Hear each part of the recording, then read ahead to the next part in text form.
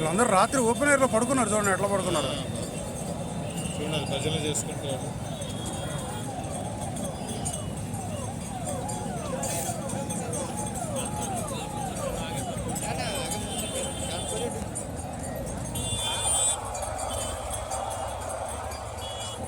ఇవన్నీ private places. Public places, రోడ్స్లో జనం ఎలా ఉన్నారనేది ఇక్కడ కనిపిస్తుంది. పగలు లేదు, రాత్రి లేదు, 24 గంటలు. ఇప్పుడు ప్రస్తుతం ఇక్కడ టెంపరేచర్ అరౌండ్ 10 డిగ్రీలు సెల్సియస్.